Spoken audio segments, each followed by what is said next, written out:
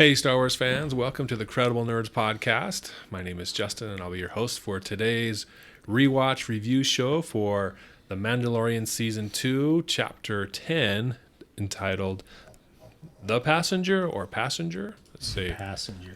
The Passenger. And we will be talking about what happens in this episode. The last episode was Marshall, and we got to meet Cobb Vanth, and they fought a crate dragon and were victorious. And so at the end of that episode, Mandalorian, our hero, is headed back home, and we pick up right where that left off. But we're going to get into this episode. It's I don't know if it's controversial, but it had a lot of detractors when it first aired, and I was kind of on that side of the fence. But I think my opinion's changed, but we'll get into that. So first off, like I said, my name is Justin, and I have my fellow Mandalorians here with me. I have Nathan here again. Hey, everybody. And we got Blake. Hey. And so we'll be revisiting this episode that came out probably a year and a half ago. Coming up on 2 years now. Oh. Yeah, this November, I believe. So it's been a while.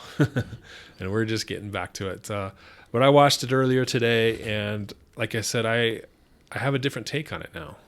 Oh, yeah? Than I did before. Your first take was? Filler episode. Okay. Some good moments, but overall, yeah. And I'll get into that later. But for your guys' first time watching, what was your perspective on how it was that first time when it came out 2 years ago? I felt the same way after the previous episode. It was kind of a little bit of felt like a little detour, you know. Mm-hmm. It's a little bit of a time filler before we got into the next episode. We'll talk about, I guess, next time, but it was fun. It had some. I watched this with my family, with my kids, and so there were a lot of things that my kids really appreciated and had a good time with. So nice, fun, but a little bit of a detour. Okay. What about for you, Nathan? Yeah, same thing. I first time watch through, I felt like it was a pause in the story, almost like they had a contract to do so many episodes. Mm-hmm. And they were like, well, we need a filler before we get into move the story along. So let's kind of pause and take this little side trip. And, it was not without its merits, but I did feel kind of like, I got to wait another week for the story to actually keep moving along with the main part of the story, which is what we were most interested in, and that was, him going out and looking for a Jedi. But there were some things in this episode though that I kind of like. On the rewatch, I want to ask you guys to talk to you guys about it. I'm kind of curious what your opinion is. Mm-hmm. So as we go through it, yeah, definitely let's get into it. So they start out, like I said, right after the last episode. He's headed back on his speeder bike with the Boba Fett armor strapped onto it with Grogu. And he gets ambushed. These scavengers or ruffians of Tatooine, they set up a trap for him, and it's the basic pull the rope so the guy hits it and falls off. Pretty something we've seen back in Looney Tunes days, I believe. But yeah, the old rope between the trees trick. Yeah. So that happens. He flies off, and I think there's 4 of them, at least 3. I think maybe 4. And what are the odds that he would travel right between those two rocks, right? Yeah. With the expanse and miles of desert, that like, and when the camera pans out and you see this big wide shot, he could have easily gone around it, but. Mm-hmm. Instead of the one place there might be an ambush. Yeah. Yeah. All right. Plus they were like, oh, we got to get the child. So they knew he had the child. I guess there's a bounty on him. So yeah, that part's pretty, holds up pretty well. Yeah. So I think they've established that, people are hunting for the child, but the first thing I thought of when I saw that rope is like, they're going to decapitate the guy. Yeah. I mean, like, that's not... He was going fast. Yeah. As fast as he's going, I'm like, that would kill somebody in in real life. You know, He's got that Beskar armor, though. Yeah. well, could you imagine the internal injuries? I mean, it's just Yeah. like, Yeah, I was watching for that, and I think it hit the bike. yeah, And yeah, then he flew over the bike, but still, yeah. I think you're right. yeah, pretty dangerous. So But- he What if it didn't? yeah, That's a pretty that's if you're a bounty hunter, I think you would be like, maybe we should put up a net instead of a Yeah. a rope that decapitating rope, Yeah. but whatever. Yeah. So he falls off. He fights him. The one of the guys has the same dress up gear as like what we see on Jakku in episode 7. So I thought that was obviously it was intentional because this is after we hadn't seen that outfit till episode 7 came out, and so they're trying to tie that together, the universe together, and I appreciated that. I liked seeing that crossover. So if you were watching it in chronological order for the first time, you'd be like, "Oh yeah, we've seen that before." No Yeah. big deal. So I appreciated that. But he fights off those guys. I don't know if he kills them or knocks them out, but he incapacitates them. Yep, I think the last one's got to be dead. He fell Yeah. from Yeah, pretty high. pretty up. high. Yeah, that's what I was going to get to. Is like he gives up his jetpack and then he makes it so he flies up. That was pretty brutal, or not brutal, but ruthless, I guess Yeah. you could say. Yeah, Yeah. I liked it. It was good. So a little comedic as well, and Yeah, you got Grogu reacting to like, oh yeah, yeah, I liked it because we see all these different sides of the Mandalorian, and the opening scene from the first episode, you think you've got this gunslinger, kind of hardline kind of a guy, and then as we've said in earlier discussions, sometimes he just seems super soft, way more soft than we would than what he was at the beginning. than he was at the beginning. And I expect a transition. I fully understand and expect to see a transition, and for him to kind of like, he's got this kid, he's kind of grown empathetic maybe to others. Yeah, So it doesn't surprise me, but sometimes you still want to see him that come out, and so, which we did in this particular circumstance, but I wish I saw it a little more. But anyways, yeah, that's a good point.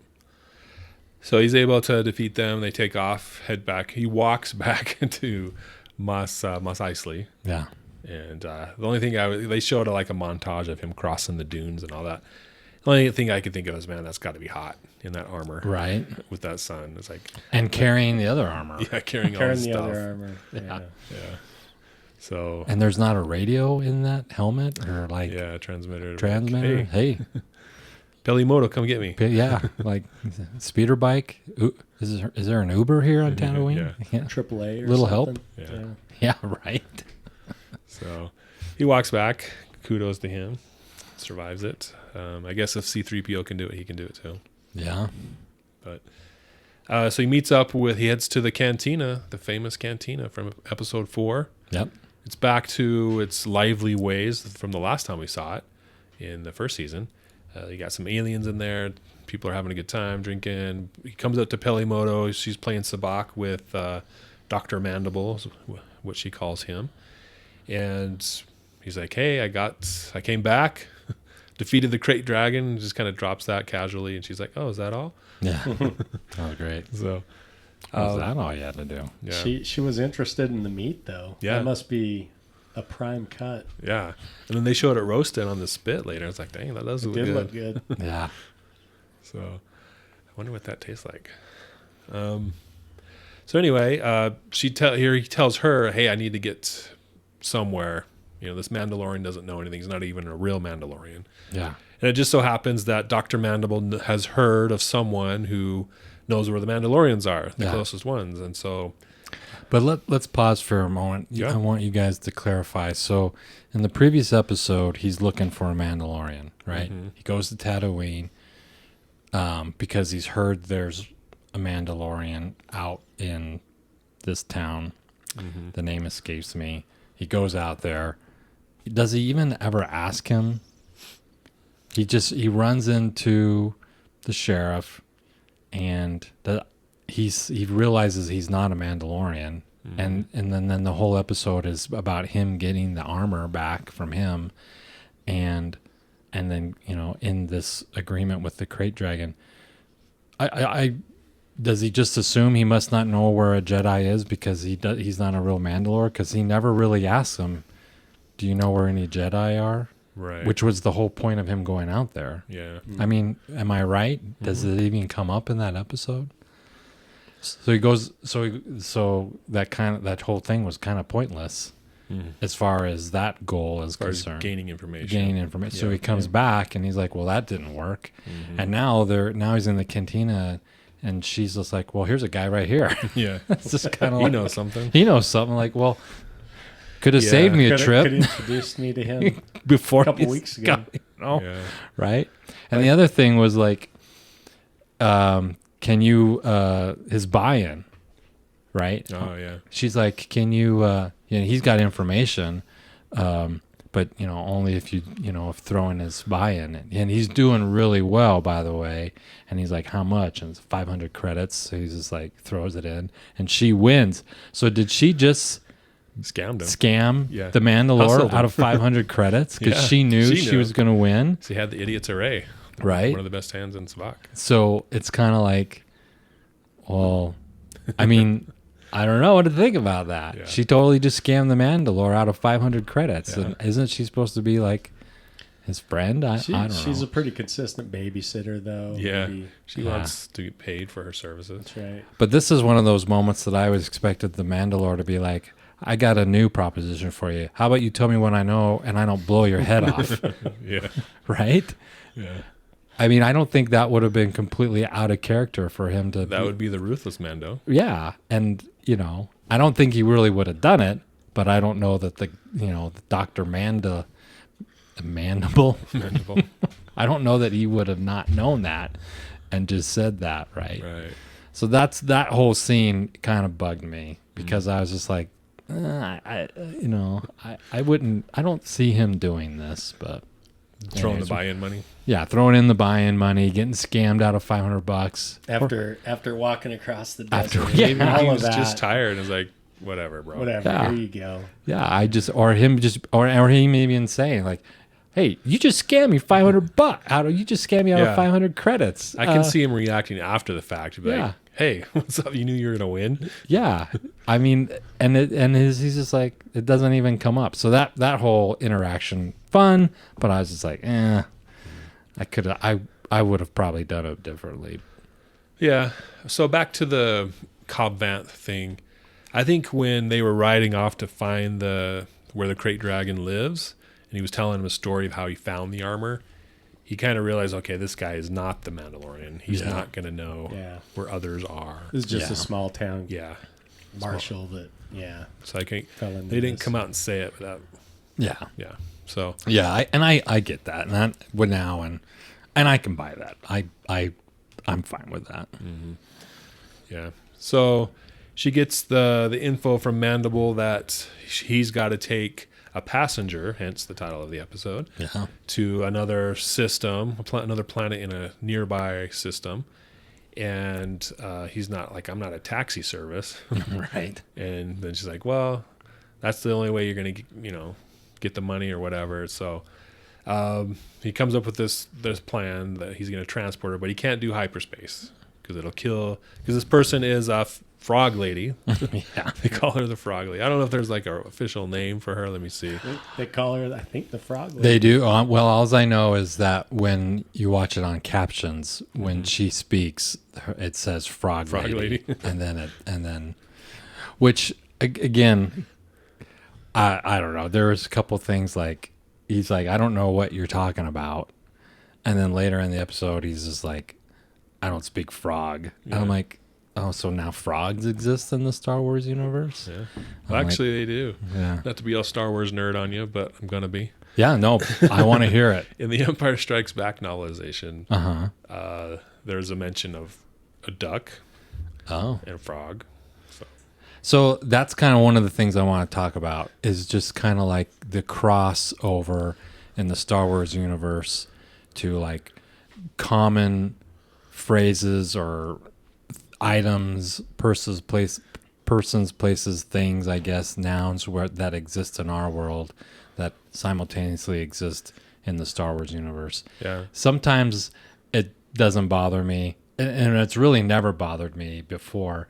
But sometimes I just wonder, like today, like in this episode, when they're cooking the meat, she's like, "I want it medium rare," and I'm like, Yeah.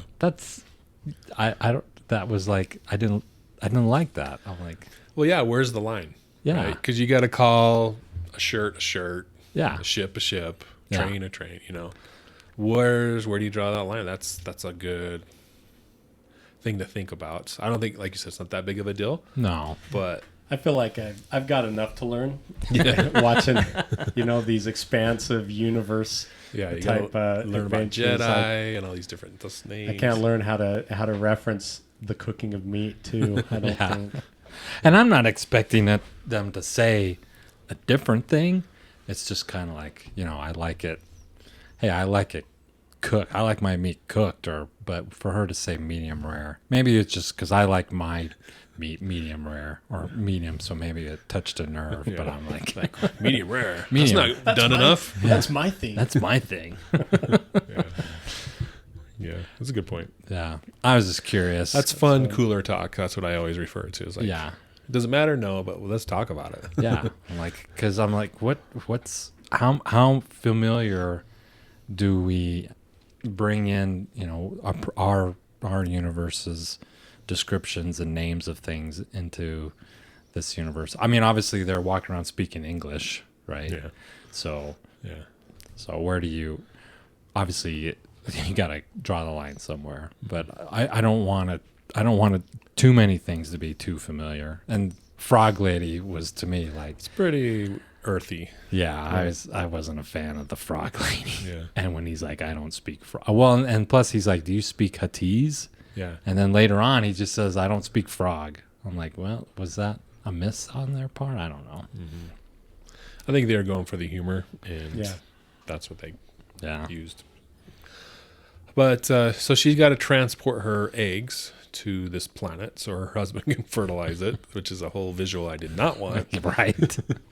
But we got it. And, so they arrange passage and all that, and head out. Yep. So he's flying his ship. There's the thing that you were talking about, the Huttese. I don't speak Huttese. They're trying to communicate and they can't. And that's one of the things that comes out later in the episode with like in the sequence saying, before on the Mandalorian, previously on the Mandalorian. Yeah. They show the scene from last season where they shoot the protocol droid and it's still, the protocol droid's head is still there in the ship. So she hacks into that and uses it to be able to translate so they can communicate. But it's only like a scene, and then stuff happens, and then he can understand her after that. Does he? I didn't think he could. They're not like directly communicating, but they're communicating. Like he doesn't need the translator anymore after that, which was She definitely grunts at him, Yeah. but I think he's just kind of juxtaposing what the idea is. But Yeah. I don't know that he understands her directly. But Right. but I mean, yeah, Well, they don't have a problem communicating like they did before. no, I guess that's what I'm getting at. yeah. Well, It's like with R2 and Luke, they kind of know yeah, each other. yeah. I think he senses kind of what she's saying with all of the hand gestures. Yeah. But what did you think of when they're traveling? Of course, obviously, before that all happens, we get 2 X-wings that stop them. You know, Yeah. The police. yeah, Rangers of the New Republic, maybe. yeah. The show will never get. Yeah. But I don't know. I've never been big on that idea that they're just driving around, flying around, Policing. looking for criminals. Is the New Republic in that stage already? Well, they're. only been I a mean, couple years. yeah, they're looking for Imperials, right? They're looking for people who are still have loyalties to the Empire. That's the. Yeah. Isn't that what the premise Yeah. was? That's what they said. And something about a transponder Yeah. and send me a ping. I'm Yeah. like, all right, hunt for Red October. What are we? Yeah. What is this? Yeah. You know, just Yeah. one ping. Yeah. Yeah. They wanted the identity of the ship, and he's like, Yeah. well, I'm pre-Empire, I don't have that, I don't need it. And he's like, Yeah. things have changed, we need it now. Yeah. And I thought that was, why is he pushing back? Yeah, I mean, because as the story goes on, and I mean, we'll get to all of this. There's this huge adventure and damage to the ship and all of these things, and then at the end, they kind of get back to where they started, and Yeah. it's all cool. Yeah. I was just giving you a warning. Yeah, I don't want to see you around anymore. Yeah. Take care of yourself. You're right. Keep your nose clean. Yeah. So, what did you think? Did you think that's a good story element? Yeah, I didn't have a problem with that. I Okay. mean, it makes sense to me that the Republic is On the Outer Rim. on the Outer Rim, policing, and to some extent. I mean, Okay. yeah. I do think it was a backdoor element to the Rangers of the New Republic show that they were thinking about at that time. So I think that was part of the reason, part of the plan. But who knows what's happening with that now? Probably, I don't know, lack of material to build a series around something like that. I don't. That and Gina Carano. Oh yeah. Well, there you go. So, The lack thereof. yeah. So they, like we said, hey, you got to stop. Tell us who you are. He doesn't want to. So this chase scene ensues, and he heads down to this ice planet and tries to lose him in the clouds, tries to lose him in the ice canyon, and does, but he crashes into this cavern and the ship's disabled. Yeah. So again, I don't know, is this the first time we see the Razor Crest pretty much destroyed? Well, we saw it completely disassembled Oh, yeah. in the previous season With the Jawas. with the Jawas, and then put it back together basically. Yeah. I did think that. I was like, well, they put it back together in like a couple hours Yeah. with the Jawas. Montage, but yeah. So Yeah. what's the big deal now? Yeah, that crash, I have to admit, when I saw it crash, I was like, they're dead. Yeah, I mean, done. not personally dead, but there's no way that ship's Yeah. taking off. So I wonder how they're going to get off the planet, because the ship's never It's done. is done, especially because it turns backwards, completely slides on its belly, and then falls in the hole. And when it looks like when it lands, the underside just Crunches. Yeah. crunches and collapses on itself, right? Mm-hmm. So my first impression was like, it's done, right? That's what I thought. Yeah, me too. And the wings were kind of damaged. Yeah, So I was like, how's this thing going to fly? yeah, And so this is when the Frog Lady learns how to communicate with him. yep, So they're able to, he gets out, starts working on the ship. And again, a short time seems to have passed, and he's done already enough work when they come back to the ship after the adventure. He thinks he can take off after working on it for what seems to be just a few minutes. Well, that's, she lectures him, Mm-hmm. I'm like, hey, I thought Mandalores were all this and all that. And he's just like, he totally guilt trips him into fixing it. And he goes out there with like a canvas bag, and he works on it for 5 minutes. And all of a sudden, what was unrepairable is like, he welds a couple wires together. Able to fly through space. Yeah. And then while she's taking the jacuzzi bath. yeah. Yeah, that was a random addition. I mean, Yeah. Yeah. And of course, we haven't talked about it yet, but what did Grogu eating all our eggs, right? Yeah. Did that gross you out at first? I thought or it was funny. You just Yeah, it thought it was- was funny. it was cool. But that's something a lot of people kind of got up in arms about. They're Yeah. trying to save that race, and Grogu's like He's slurping on popping things. them like Yeah. like they're pickled eggs. Yeah. Deviled eggs. So the first time I saw it, it grossed me out. I don't know why it grossed me out. And so the rewatch, I realized that I'm like, oh, they're not fertilized eggs. They're just basically like yeah. chicken Just eggs. eggs, yeah. So it'd be no different than eating some hard-boiled eggs, I guess, maybe. But still, I don't know. The way they depicted him eating them, just like slurping them up, like you said, it just kind of like, I don't know. Yeah, I thought it was funny. I thought that was, it was gross. And like, hey, maybe you should put a padlock on I that know. canister, Yeah. right? What's the code? Maybe there's maybe think about putting a little passcode on that thing? Yeah. So that He's just going to town. It's like when your mom hides the cookies and you find the spot, you go in there and sneak one every couple hours. yeah. Yeah. And I half expected by the time they got home, if they ever, when I was watching it, I half expected by the time if they ever did get off the planet, wherever it is that they were hanging up, that when they arrived, she'd pull that tank out and there'd be like 2 left. Yeah. Because it didn't seem like there were very many in there to begin with, and there were almost just as many. But I think he ate at least 3 that we I saw. Yeah, he ate a few. I thought he ate more than that, but I mean, I wasn't counting, but I was like, every time he slurped one up, I was just like, oh my gosh, there's not going to be any left. Yeah. Well, the eggs were just weird all the way around when the frog lady was in that hot bath, like Taking a bath in with this them. totally tense situation. They're about to die, and she's having a soak, and Yeah. lets all of her eggs out, and they're just floating They're around. floating around, yeah. So they can't Wouldn't go that through cook hyperspace, but man, they can hang out in the hot tub. And Yeah. And was that the problem? Is they need to stay warm? I like an incubation kind of a thing. Is that what the backpack machine was? Like a liquid incubator? I guess. maybe It's a good theory. I Yeah. like it. You got to keep them warm or Yeah. else they'll die. But it's like if you put a regular egg into the hot tub, you wouldn't want to just pull it out and expect it to be fertilized. Yeah. Because it'd Yeah. be dead. Yeah. But I don't know. Star Wars. It is funny though. The comedic elements. All right, so we have that scene. You know, she's taking a hot bath with her kids, and of course, we see all the white egg sacky looking things. Right? Well, it's funny because Mando's like, "No, don't eat it," and then he turns around and he's like, "Oh, there's a ton of eggs over there. Right. I'm gonna go eat those ones." So when you saw those things, what was your Oh, yeah. first thought? Alien. Aliens, right? Yeah. Yeah. It's just so got- good. It's just kind of like, oh, yeah, we all know what's going to happen. He's going Yeah, to go. innocent little Grogu, like, "Oh yeah, Yeah, he's going to touch one, and some funky alien thing's going Yeah. to come sliding out. no puppies are coming out of Yeah. this. yeah." Yeah, I thought it was really good. Visual reference. Yeah.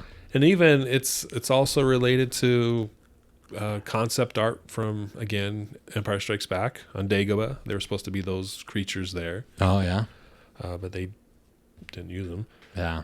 I've seen those deleted scenes from Empire Strikes Back where there was supposed to be more of the I can't remember the name, but the ice monster thing. The whole Wampas. Yeah, there's supposed to be a bunch of them attacking the whole base and tearing walls down and killing them, but Yeah. that all got deleted out. Yeah, just wasn't practical, I guess. Yeah.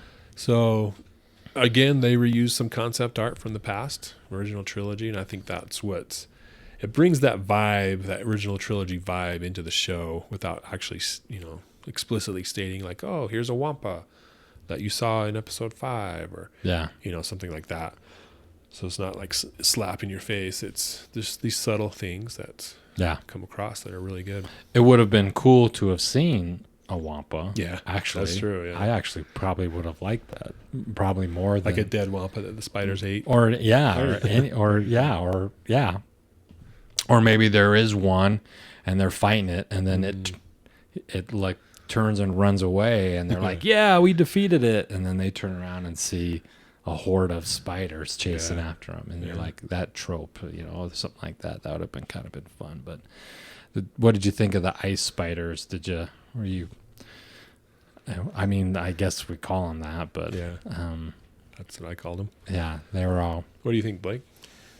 I mean, yeah, it was cool. They were scary, and Yeah. they seemed to get pretty big pretty fast. Yeah. Like those were little teeny eggs, and by the time they got to the ship, they were, about 4 times that size. But So when you see something like that, one of the things that I thought, I'm like, okay, before these guys crashed on the ship, what are they eating?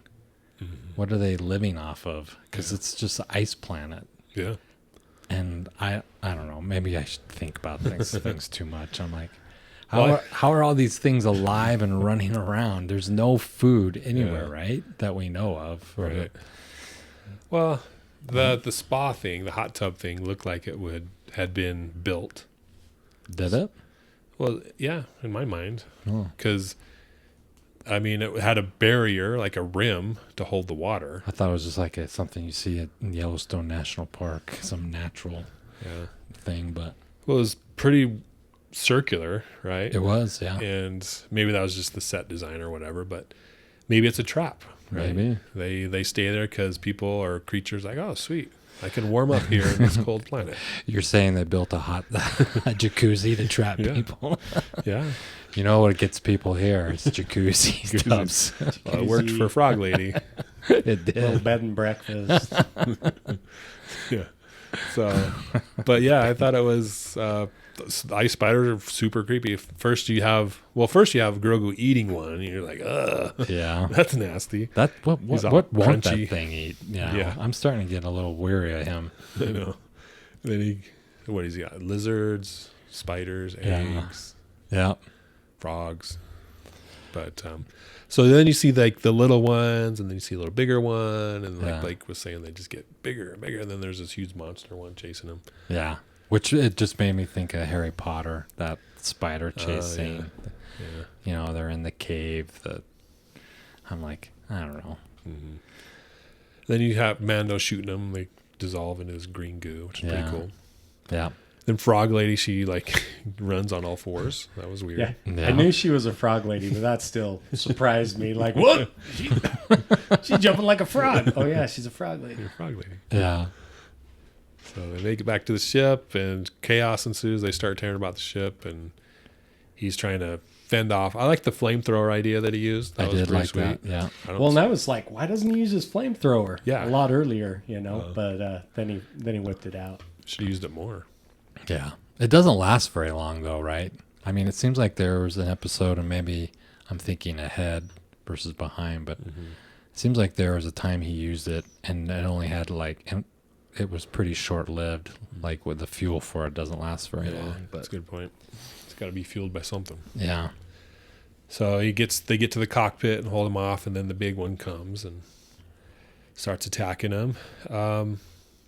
And that's what the big one falls through the ice, lands on the ship, and just pretty much crushes it. Yeah, well, two big like claw things Yeah. crash through the glass into the cockpit because Yeah. they finally get into the cockpit. They get the door shut, and then you see the big one coming down on the front, and you see the mouth hit the glass, Yeah. and you start thinking it's gonna like start drilling a hole in the glass, and then you see these two big claw things crash through the glass next to him, and I'm like, The ship's done.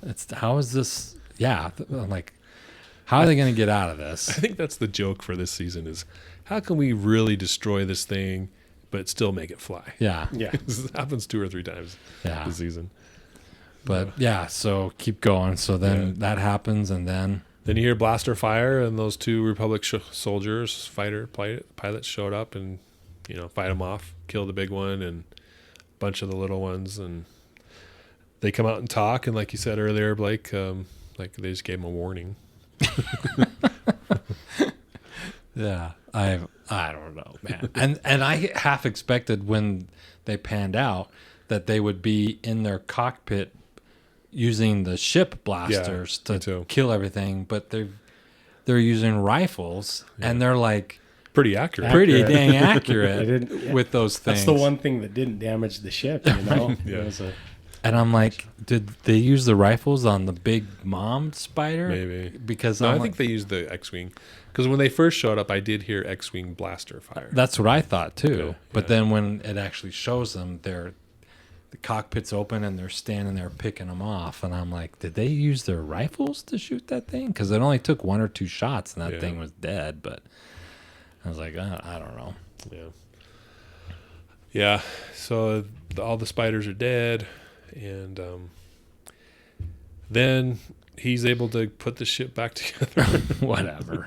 This part, I don't. he asked come him on. for help. Hey, can you give me a lift? Is it they're like, no, we're lucky. What was the phrase? You're lucky we didn't arrest you. Or Yeah. He's like, you gonna arrest me? He's like, we should, but these are trying times. Yeah. What does that mean? Yeah. What is that? I don't know. That's a good question. Yeah. But I mean, he did say, yeah, okay, we know who you are. We know what you did, both the bad and the good. So we're going to let you go Yeah. with, but make sure you get that transponder fixed. Yeah. When I think of that, it makes me think of the Friends and Chandler, and what does he do for a living? What is he? Transponster. He's a transponster, right? Yeah. Yeah. What is that? Yeah. So it's basically you got to fix his blinker light or something. Yeah, His tail right. light. Yeah. And I'm like, they fly away, and I'm like, they left him for dead. There's no way that ship is getting off. And they're like, fix the transponder, and there's a heap of a ship behind him, like Yeah. holes in the windshield. yeah, and- what did it's the least of his worries right now, right? And the other thing, he's like, well, I can pressurize the cockpit, Yeah. but the rest of the ship integrity is gone. And I'm like, you're gonna fly through space with like the hangar bay door open and stuff falling out, and Yeah. one of the engines is and sparks are flying everywhere. And how did he seal the glass in the cockpit?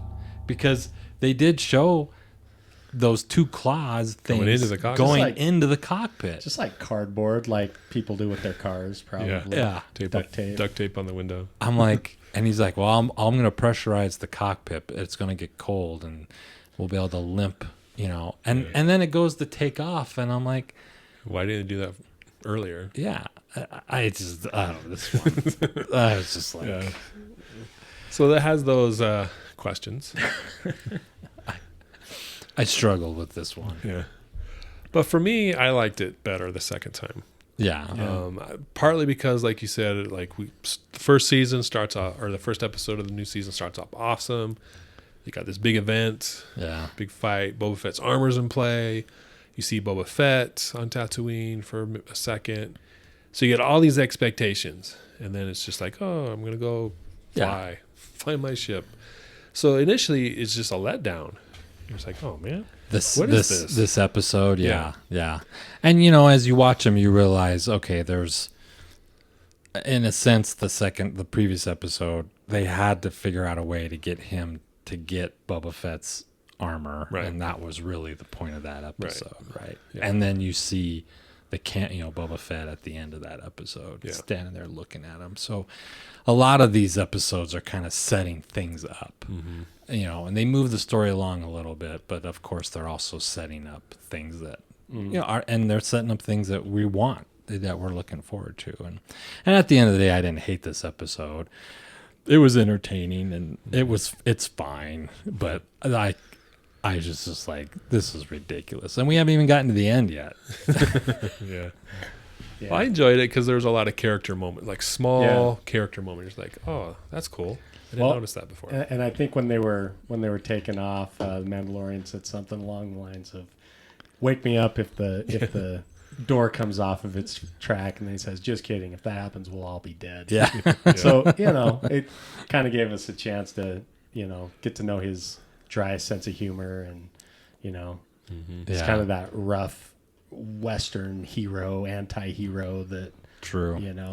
is gruff, but you get to like him, and he says these funny things. Yeah. So some of that happened. Yeah. Then you got the Grogu scenes where he's causing all these like stealing the eggs. Yeah, he Going- keeps eyeballing that thing. canister. I did like the scene when they're flying, and he turns and he looks at it, and Yeah. she wraps her arms around it, Yeah. and then he just looks forward and he's just like, eats another one. Like, geez, man, where's he getting these things from? Yeah. So Like- you got those moments throughout. Pelimoto, last season when I first saw her for the first time, I was like, who is this? This is Yeah, she's I'm not. dumb. But she's funny in this episode. I like She's her. all right. Yeah. The only thing about her I don't like her hair. I wish they would. Yeah. I don't like the 80s hair. big curly. I wish they had a different hairstyle for her. It looks very Yeah. dated. It's bad. It doesn't look good. Yeah. But whatever. Yeah, it's like the sideburns for the Imperial officers. Yeah. It's so dated, but Yeah. hey. But at the same time, I'm like, really, am I going to sit here and critique a character's hair? I'm like, what is that? Who cares? Whatever. Yeah. Yeah, it's fine. But yeah, definitely better on the second watch. Yeah, it is. It's a transition episode. We got this thing. Now we got to go to the next thing. I don't know. Maybe there was some type of, hey, we got to do however many episodes. So where can we build the story out? And this is one of their ideas. I don't know. Yeah. Yeah. Well, and then okay, so we might as well finish it up, right? Yeah. So they arrive at the planet, and they're like, "Okay, we got to land this thing," and I'm like, "They're dead!" Like, come That's on. next episode, though. Is it? Uh-huh. Oh, okay. All right. Because I did watch the next episode. Yeah. All right. So we'll save that. We'll save that for the next. Yeah. That's a preview for Yeah. next episode. Yeah. Oh boy. And again, it's another thing that happens to the Razor Crest. You're like, Yeah. the ship is done. And I love that ship. Yeah. I like the way it looks. I like that it's not like a single cockpit start. It's like a really cool RV, basically. Yeah. Right? It's not the big giant. It's not a Millennium Falcon. You know, it's not a cargo ship, but it's more than just a single seat fighter. Yeah. It's kind of like an SUV, right? It's a really tough Suburban. It's like that shit from Spaceballs. Yeah, I hope they didn't think of that when they made. We need a really cool RV. I got it. Now that you mention it, it kind of looks like it does, got the doesn't wings on the it? It's got the side. wings on the side, and oh no, You're right up front. Yeah. yeah. Doesn't the RV spaceship and Spaceballs have a bumper sticker on the back? Yeah. What is? I'll have to look. We'll have to look to see what it says. Yeah. But I break for something. yeah, Let's see. Bumper sticker. Spaceballs. something you never thought you'd Google. We break for nobody. We break for nobody. Oh yeah. Yeah, I guess it's not that funny. Anyway, It would be funny if it was on the Razor Crest. yeah. So overall, I don't know. For me, I give it a 7. 7, huh? Good moments, but it's not. All right, Blake. What number out of 10 would you give it? Oh, I don't know. It like a 6. It was good. It was fun, but didn't quite move the story forward a whole lot. So Yeah. you know, I actually it was was gonna, fun to watch. So. I actually was going to say 6. I'd give it a 6. Yeah. I mean, despite my criticisms, it's fine. Yeah. Yeah. I don't hate it. Right. I'm like, I can look past a lot of things. You know, in the end, Mm-hmm. for the sake of whatever. Well, it was fun to watch, right? Yeah, absolutely. You got classic Grogu, classic Mando. Well, it's fun to watch because you're like, it's fun to sit here and go, come on, that's ridiculous. But yeah, it doesn't. Well, the make ice me- spider scene was pretty amazing. The Yeah, 2 X-wings chasing the Razor Crest through the Yeah, clouds, that the chase canyon. was fun. that's cool. Through the ice, Yeah, that Yeah, was cool. yeah, I liked it. I liked some it. good things. Yeah. Yeah, so thanks guys for listening and watching our episode rewatch of The Mandalorian Chapter 10, The Passenger. Definitely subscribe to our YouTube channel. Follow along with our other episodes. You can go back and watch. The last 2 episodes have been video podcasts. Previous to that, there have been audio podcasts of The Mandalorian review show. So check out our website, crediblenerds.com. You can find those audio podcasts along with all our other Star Wars podcasts, Marvel reviews, just everything we've done you can find on crediblenerds.com. So go check it out. And subscribe to our YouTube channel, like our videos, comment on them if you have questions or rebuttals to our points made in this video or others. Definitely make, and we'll interact with you guys. So thanks for watching, guys, and we will catch you next time, and may the Force be with you. Adios.